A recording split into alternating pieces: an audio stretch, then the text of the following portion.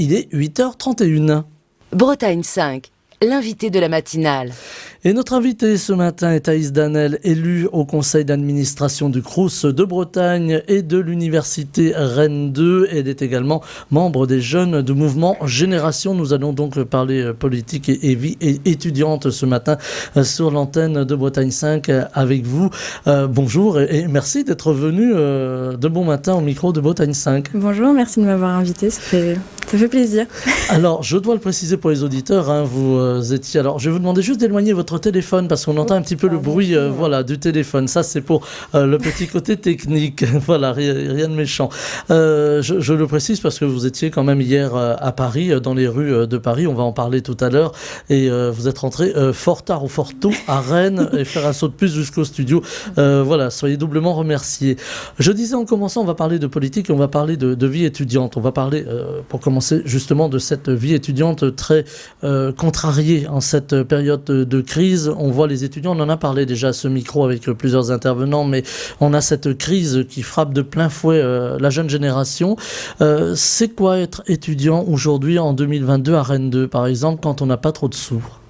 Honnêtement, je pense qu'être étudiant à Rennes 2 et partout en France, aujourd'hui, c'est être méprisé. C'est vraiment caractérisé par le mépris du gouvernement et de l'État, des acteurs en fait de l'État comme les Crous, le CNUS.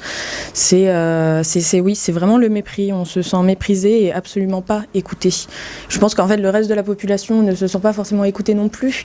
Mais les étudiants, c'est très dur en fait quand on est dans une période de construction. En fait, on essaye de se construire personnellement, aussi professionnellement. C'est très dur. On a besoin quand même, je pense, de stabilité et on se sent absolument pas écouté. Moi, je suis pas forcément dans une situation de précarité, mais avec mes mandats électoraux et étudiants.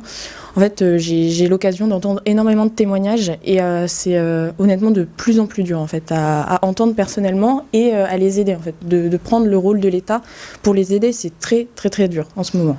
On voit beaucoup d'étudiants, on a eu pas mal de retours par la presse, par la télévision, qui aujourd'hui sont obligés, qui sont en galère, autant dire le mot, pour pouvoir se loger. Certains logent ceux qui ont la chance d'avoir une voiture ou parfois même sous des tentes et ça s'est vu. Ici aujourd'hui en France en 2022, comment pouvoir étudier quand on ne peut pas se loger, quand on a du mal à se nourrir aussi. On a vu ces files d'étudiants qui venaient près des organisations caritatives pour pouvoir simplement se nourrir. C'est très compliqué, il ne faut pas se mentir. Il y a certains étudiants on a eu des témoignages, certains étudiants qui ne peuvent pas se loger, en tout cas sur Rennes. Je vais parler particulièrement de Rennes, où les loyers ont augmenté énormément. Et c'est très très compliqué en fait. Et on est face en fait on est impuissant, on se sent impuissant parce que nous on n'a pas forcément, enfin moi en tout cas dans mon syndicat, on a des fonds, mais on n'a pas des fonds illimités et c'est très très compliqué de prendre le rôle de l'État. Et je vois des gens, par exemple une étudiante de Rennes 2 qui est obligée de faire des Rennes-Saint-Malo en TER tous les jours. Donc ça fait 2 heures de train par jour. C'est énorme en fait pour un étudiant, c'est une charge mentale en fait véritablement. Ça a un impact forcément sur les études. On ne peut pas bien étudier quand on ne dort pas bien, quand on ne mange pas bien. Oui, c'est ça. Ça pose aussi des questions sur les conditions d'études en fait. Donc et ceux qui ont la chance entre guillemets d'avoir trouvé un travail, on sait que de travailler à côté des études, c'est la première cause d'échec scolaire en fait. Donc c'est des étudiants qui vont par exemple à McDo travailler dans les usines, quitte à arriver fatigués en cours, et ça détériore totalement leurs conditions d'études. Et c'est effroyable en fait de voir ça, que des gens, enfin tous les étudiants en fait vivent sous le seuil de pauvreté et il y a des gens qui n'ont pas forcément la chance en fait d'avoir l'aide de leurs parents et les bourses ne sont pas suffisantes. Et ceux qui ne sont pas forcément logés par le Crous, on voit que le parc immobilier de Rennes, c'est effroyable les augmentations, et les étudiants ne peuvent pas se permettre de se loger avec des loyers pareils en fait. On a cette précarisation qui aussi bloque ce qu'on pourrait appeler, alors moi j'aime pas tellement personnellement le terme, mais d'ascenseur social, c'est-à-dire que ce que vous dites à l'instant, Thaïs Danel, c'est que on s'aperçoit finalement que les plus précaires s'ajoutent aux plus précaires, c'est-à-dire que quand les parents ne peuvent pas aider finalement les jeunes étudiants, eh bien ces jeunes étudiants vont se retrouver en échec. Est-ce qu'il faut réformer le statut des étudiants en France? Est-ce qu'il faut donner un grand coup de balai, si j'ose dire? On va pas se mentir, c'est vraiment le reflet de l'ascenseur social. Quelqu'un qui est... Enfin, il y a plein d'études dessus sur le fait que les étudiants qui sont par exemple fils d'ouvriers ou fils de cadres vont pas forcément évoluer. Les fils de cadres ou qui ont des parents qui gagnent plus que plus aisés, qui viennent de familles plus aisées, ont plus de chances d'aller dans les grandes écoles. Et en fait, ça se voit après dans le fait qu'un étudiant à la fac n'a pas les mêmes moyens qu'un étudiant qui est en prépa et coûte moins cher à l'État. En fait, quand on voit les moyens qui sont donnés aux grandes écoles et les moyens qui sont donnés à des étudiants en faculté, c'est aberrant. En fait, on voit une différence. Il me semble que c'était un étudiant coûte 6 fois plus cher en prépa ou en grandes écoles ou en IEP qu'un étudiant à la fac. Et en fait, on le voit dans les conditions d'études quand on voit les... Après, je veux parler de Rennes 2 plus particulièrement. Après, les bâtiments sont plutôt bien rénovés et tout ça. Mais en fait, on voit dans les conditions d'études, c'est affolant. Et je pense qu'il faudrait déjà, pour mettre tout le monde à égalité, avoir un revenu étudiant. Je fais partie du coup du syndicat Union Pirate qui est dans l'alternative, donc un regroupement de syndicats. Et on propose un revenu étudiant à 1 102 €. Donc, qui permettrait aux étudiants d'être au-dessus du seuil de pauvreté, de pouvoir payer un loyer, d'avoir des bonnes conditions d'études, et de repartir à zéro. Alors nous, on voulait parler des étudiants ce matin sur l'antenne de Bretagne 5, parce que vous le disiez en commençant, souvent les étudiants, c'est mal perçu. On pense que les étudiants sont un peu en dilettante, font un peu la fête le jeudi soir ou le vendredi soir dans les rues de Rennes, et finalement ont une vie plutôt assez cool, pour prendre un terme un peu direct. Et il n'en est rien. Finalement, on a cette image de l'étudiant qui n'est pas du tout la véritable image. Au-delà de la fête, il y a aussi le travail. Qu'est-ce qu'il faudrait... alors on parlait de ce revenu de 1 100 €. Qu'est-ce qu'il faudrait que l'État fasse pour réformer par exemple le statut des étudiants, pour justement améliorer ne serait-ce que les lois concernant le logement, concernant aussi la possibilité de manger, parce que c'est quand même très très important. Qu'est-ce qu'il faudrait faire là? Est-ce qu'il y a une priorité, une urgence? Je pense aussi à la réforme des bourses.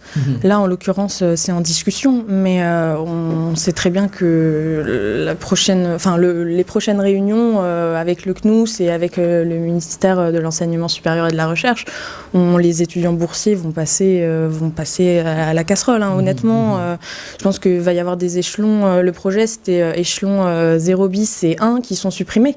Donc c'est conséquent en fait, et en fait on se sent pas du tout écouté. Et il y a aussi le fait que il y a des gens qui se retrouvent sans master déjà. Il faut le dire, sans master et sans licence, parce que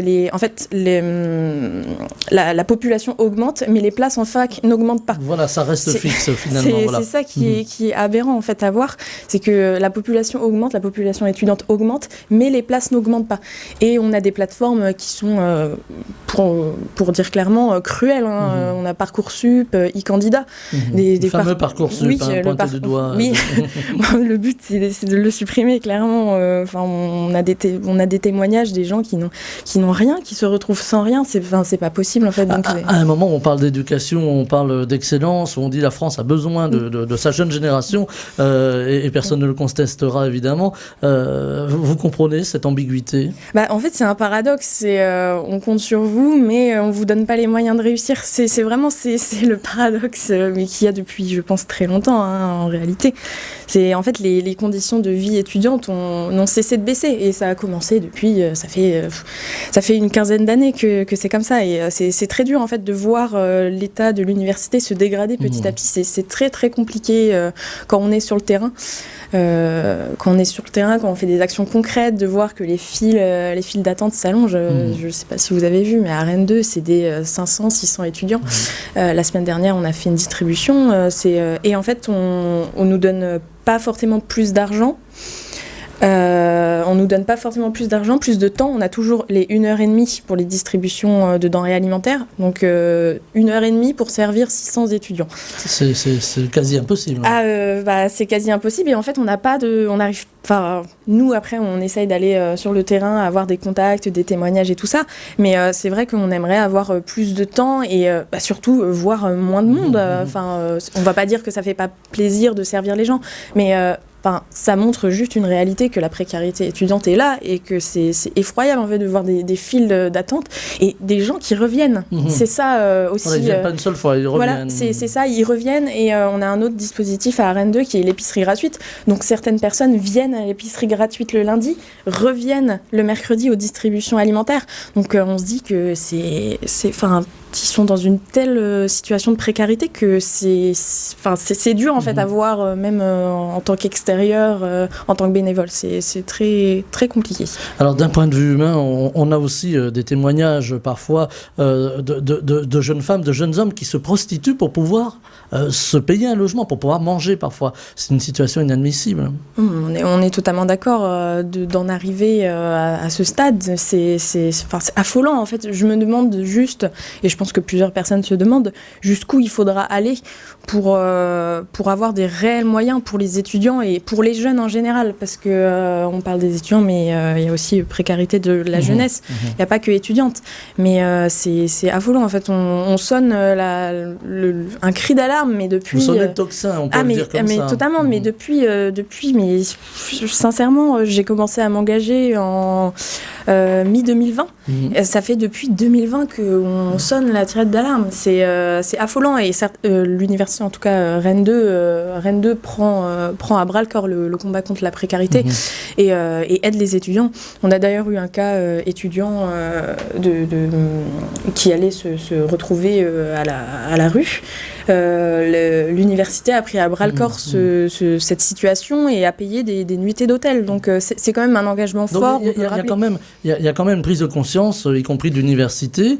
Est-ce que des fois vous êtes obligé d'aller chercher un petit peu les gens qui n'oseraient pas peut-être venir dans la file pour chercher à manger, ou qui n'oseraient pas mettre en avant un problème? Est-ce qu'il y a une solidarité qui s'effectue aussi? Oui, totalement. Je pense que aussi c'est déjà être dans une situation de précarité, c'est compliqué, mais certaines personnes, et je peux comprendre,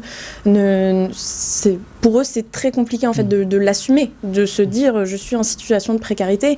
Et il y a le regard. Oui, voilà, il y a aussi le regard. Après nous on est quand même vraiment bienveillant, en tout cas dans mon syndicat, et je pense aussi dans mon organisation politique. Il y a aussi des gens qui sont en situation de précarité.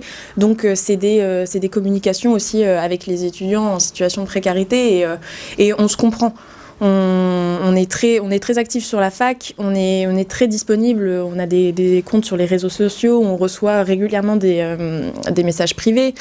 Moi personnellement je suis élue au Crous, donc on est 4 de mon syndicat Union Pirates, une dans le collège Finistère Morbihan, donc qui est basé à l'UBO à Brest, et on est 3 sur Rennes, donc collège Côte d'Armor Ille-et-Vilaine. Donc en fait avoir 4 élus au Crous, ça permet aussi d'avoir une certaine déjà proximité avec l'administration du Crous. Donc je veux dire, on va régulièrement. Faire remonter c'est tout à fait ça, et c'est pour ça que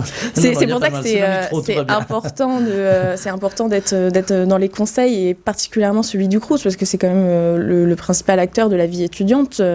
Donc c'est très important. On a régulièrement des rendez-vous avec les assistantes sociales pour défendre des élèves, aussi particulièrement des publics étrangers qui en fait on en a pas parlé, mais voilà, il y a aussi des étudiants étrangers qui viennent apprendre finalement à Rennes 2. Oui, qui viennent apprendre à Rennes 2 et qui sont souvent dans des situation de précarité extrême et c'est aussi compliqué. Après, comme on dit, on s'adapte aussi. On a dû quelquefois faire des traductions anglais-français. Il n'y a pas de souci, on les aide et on est ravis de les aider. On aimerait bien ne pas avoir à les aider, voilà, c'est tout ça. Voilà. Mais après, quand on le fait, on n'a pas de souci. On a eu des après-midi où on était vraiment 4 heures au Crous à attendre. On attend, mais on lâche rien. Vous lâchez pas. Non.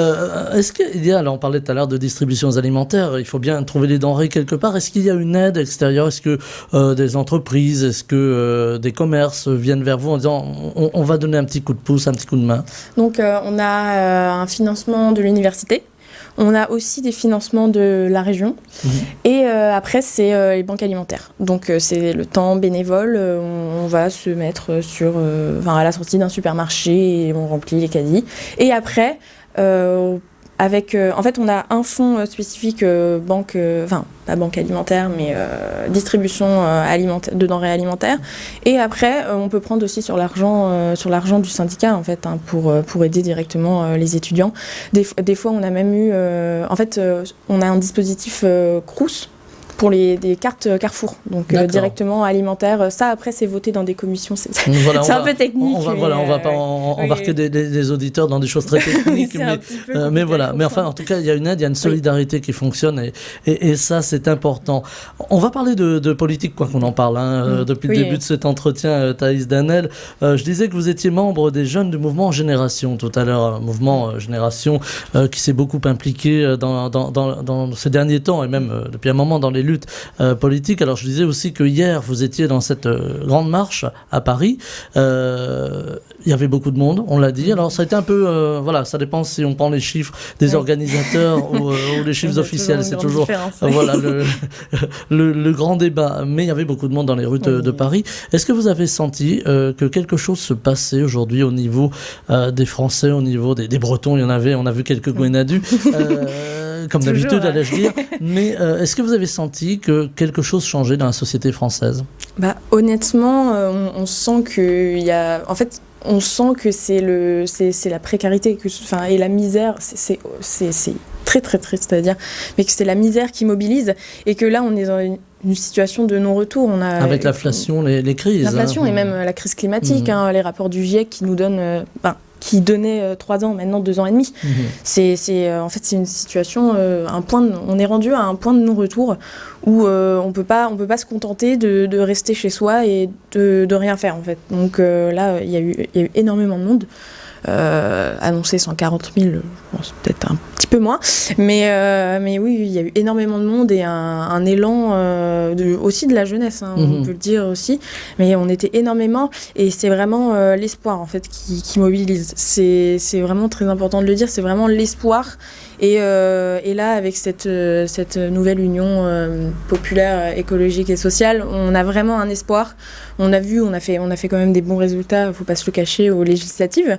On ne l'a pas emporté, mais c'est notre pari est... Ça a quand même mis le gouvernement en difficulté, puisqu'il n'y a qu'une majorité relative à l'Assemblée nationale. Je parlais de la crise tout à l'heure, on a aussi une crise quand même politique, avec ces grèves autour des carburants. Alors on ne va pas tout passer en revue, mais on a d'un côté l'Ukraine, on a les carburants, on a beaucoup de choses en ce moment. On a presque dire que c'était une crise qui commençait à s'agglomérer. On a une grande inquiétude, les gens sont inquiets aujourd'hui. Et on a ce 49.3 qui va être dégainé, puisque apparemment Elisabeth Borne, la première ministre, l'a dit hier chez nos confrères de TF1. C'est de nature à faire monter la colère, tout cela. Totalement. En fait, ça s'ajoute au mandat précédent, en fait, les 5 ans de mépris qui, en plus, après, se rajoutent 49.3.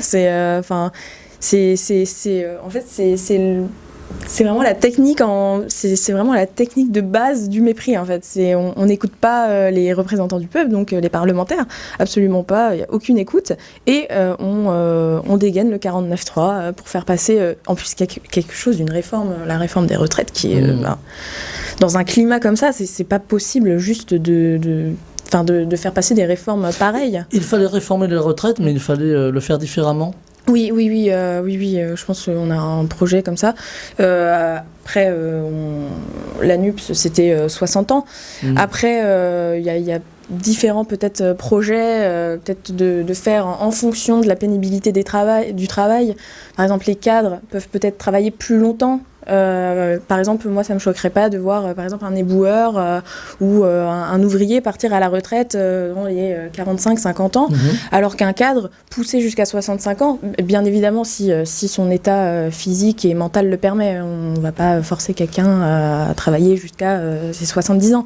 Mais fixer tout le monde à 65 ans, c'est injuste, c'est vraiment profondément injuste. À un moment, en plus, on revient un petit peu aux étudiants, à la jeune génération, hein, plus largement, où on voit que les étudiants ont du mal, en tout cas la jeune génération a du mal à entrer sur le marché du travail, de l'emploi, dans moult domaines. Est-ce qu'il ne faudrait pas justement faire entrer les jeunes et faire partir les anciens, pour être pudique? Oui, totalement. Et c'est la création de postes et investir dans le service public. C'est par exemple au niveau des enseignants, il y a une crise des enseignants, les concours sont très durs, j'en prépare un. Donc je sais de quoi je parle, mais oui, c'est très compliqué. Et en fait, les suppressions de postes, c'est pas des suppressions de postes directes, sinon ça serait trop simple à voir. Mais les gens qui partent en retraite ne sont pas remplacés. Et en fait, c'est le démembrement du service public. Je pense qu'il faut vraiment investir dans le service public et créer des postes. C'est vraiment de ça dont on a besoin. Il y a une demande de service public, même dans les zones rurales, énormément. Totalement. Même au niveau de la justice, on se plaint de la justice française, mais en fait on n'investit pas dans les métiers de juge ou quoi. Enfin, il faut investir dans tous les domaines du service public, que ce soit la santé, l'éducation. C'est vraiment le nerf de la guerre en fait. C'est vraiment là où ça pêche. Et si on investissait, je pense qu'il y aurait beaucoup moins de problèmes, en tout cas de précarité, mais aussi les Françaises et les Françaises se sentiraient plus écoutées en fait et beaucoup moins méprisées qu'ils le sont aujourd'hui. C'est l'écoute finalement, le fait que les Françaises et Français ne soient pas ou pas bien écoutés qui fait que cette colère monte. Oui, totalement. Outre les problèmes matériels. Mais c'est totalement ça. Et en fait, il y a une réelle demande. C'est ça le paradoxe, c'est qu'en fait, il y a une réelle demande, mais à côté, on est en train de supprimer des postes. Quand on voit, par exemple, il y a une énorme demande. Il y a une énorme demande par rapport au Covid dans les hôpitaux. Et à côté de ça, le paradoxe, c'est qu'ils ont supprimé des lits d'hôpitaux. Donc, il y a eu des manifestations de soignants et soignantes. C'était affolant de voir leurs heures de travail et le fait qu'ils ils continuaient de supprimer des postes. On voit la détresse dans ceux qui ont vécu la crise en première ligne. Qui jettent l'éponge, bien souvent. Et puis c'est démobilisant, sincèrement. Je pense qu'il y en a plus d'un qui ont été démobilisés et qui ont juste perdu foi déjà. C'est terrible, des gens qui s'engagent, par exemple en tant que soignante, c'est souvent une vocation, et des gens qui sont en fait dégoûtés de leur métier à cause des conditions de travail. C'est pas possible de traiter des fonctionnaires et des gens qui sont dans le service public comme pareil, quoi. C'est pas possible. Il y a une grande mobilisation mardi, grève. Alors on l'a déjà appelée grève générale, alors on verra qui se joint au mouvement. Mais enfin, en tout cas, cette journée de mardi risque d'être une journée très au ralenti pour la France. Est-ce que c'est par ces actions, finalement, que on peut, en tout cas les partis politiques d'opposition peuvent interpeller le gouvernement, où il faudra passer à la vitesse supérieure, c'est-à-dire on peut imaginer des actions plus difficiles, plus dures? Je pense que dans un premier temps, la grève, c'est une bonne solution déjà pour mobiliser un maximum. Après, à voir si elle va être reconduite par les syndicats, par les partis politiques et même par les différents corps de métier, à voir. Mais là, par exemple, on voit la grève des raffineurs, c'est... ça paralyse totalement le pays, donc on voit que ça a un réel impact et que en fait il y a des grèves quand elles sont plus ou moins fortes, ça a un différent impact en fait sur la société. Là, on voit qu'en fait on est totalement dépendant en fait aux énergies fossiles. Déjà, il y a une colère pardonnez-moi, il y a une colère des gens qui sont en grève pour être mieux rémunérés, mieux considérés. Et puis il y a une colère aussi du grand public qui râle contre les grévistes. Est-ce que ça risque pas de fragmenter encore un peu plus la société?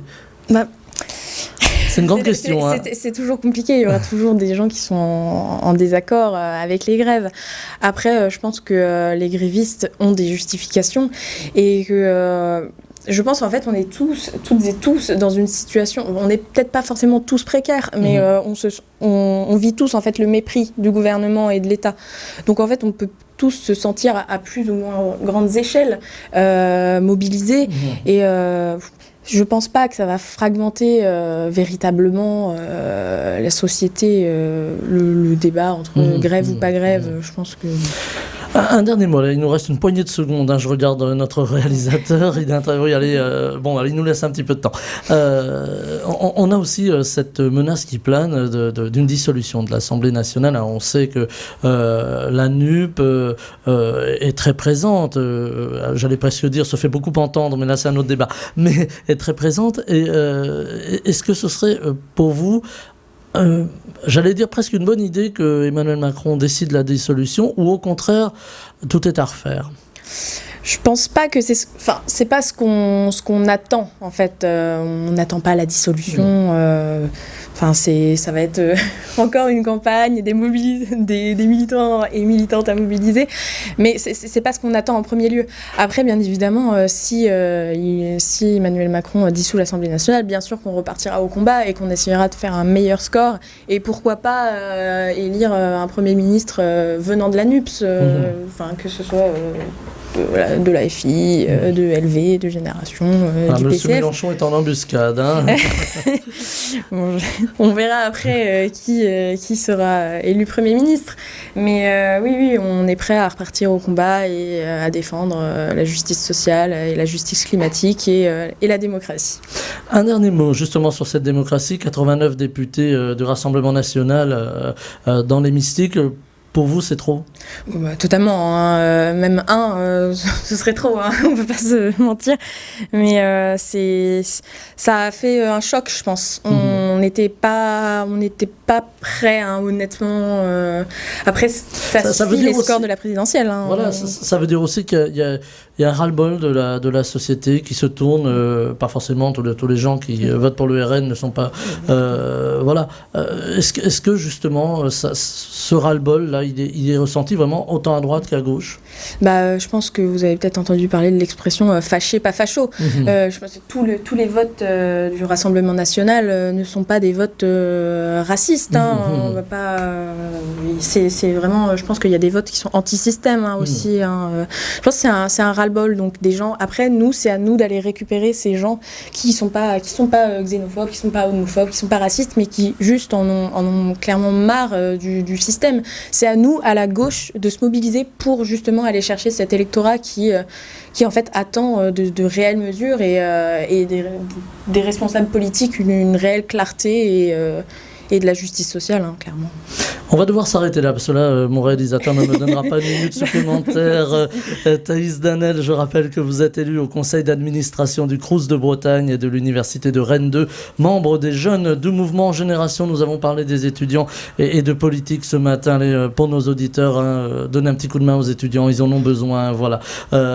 Merci d'avoir été avec nous en direct ce matin. Voilà, après un périple parisien et peu d'heures de sommeil. Merci infiniment et très belle journée. Merci. Bretagne 5 matin, Stéphane Hamon.